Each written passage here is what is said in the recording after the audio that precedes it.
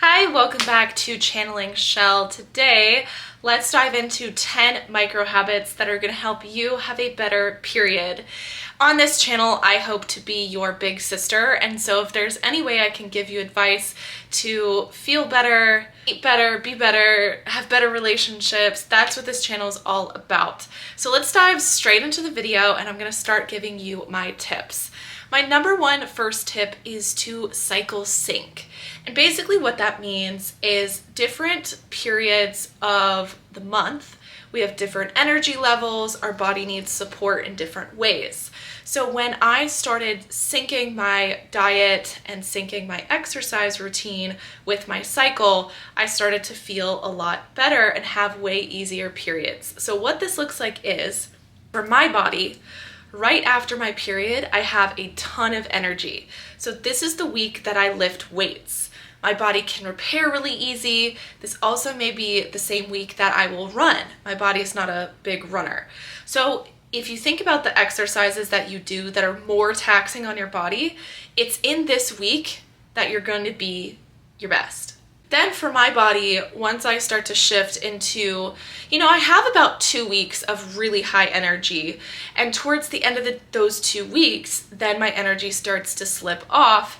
And I need to do exercises like Pilates, yoga, walking, bike riding, things that are a little bit more slow, a little bit lower impact, things that allow my body to start to rest and be prepared for my period. So inside of cycle syncing, the second tip that I have is to eat more before your period. Your body needs all the energy and support as humanly possible, but when I say eat more, I mean eat more of the right things. So for me, I tend to eat a lot of fish, I tend to eat more rice than normal. My portion sizes just get a lot bigger. For me, I personally follow a diet regimen where I have 25% of my plate be a starch or a sugar. I was gonna say carb, but not necessarily carbs, but starches and sugar. It's 25% of the plate, and then 75%, I break that into half. Half of the 75 is a protein and the other half is vegetables. So I eat a lot of really big bowls. I'll do rice or I'll do quinoa with a ton of vegetables. So a little life hack that I have is for your vegetables, chop them up at the beginning of the week. I freeze them all chopped together, and then I just take them and I put them in a stir fry or I'll steam them. Then I'll add salmon or ground beef or chicken, and I'll go from there. So also, right before your period, you need a lot more protein. The third micro habit is getting a heating pad, and when you are relaxing before bed, you're going to use the heating pad on your lower back, or you're going to use it on top of your stomach just to relieve your cramps and feel a little bit better. Everyone's different with this, but for me, my lower back really aches, so I always keep a heating pad right beside my bed in between my nightstand and the bed. The fourth tip is red light. So I have a lamp that is right there, and I have another lamp over there, and I have these smart light bulbs where I can put them on a timer. I can change the color. So my timer at about 9:30 at night shifts the light in my room to red, and that red light actually helps our body relax so much. Which brings me into tip number 5, which is watch the sunrise and watch the sunset. There are shifts in the color of the sun that go into our eyes and regulate our circadian rhythm. So when our circadian rhythm is imbalanced, our body then produces hormones correctly. So then your period's going to be a lot better. Tip number 6 is take omega-3 or eat fatty fish. That's why I keep mentioning salmon. I also will eat sardines. I really like mussels as well. Any sort of fatty fish, I will try to eat that 3 times a week, or take an omega-3 supplement if I'm doing a bad job of eating fish that week.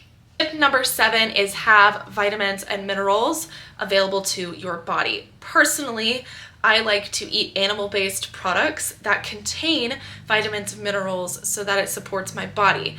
Animal-based foods are more bioavailable, so our body can use that a lot easier versus the plant form where our body has to convert it.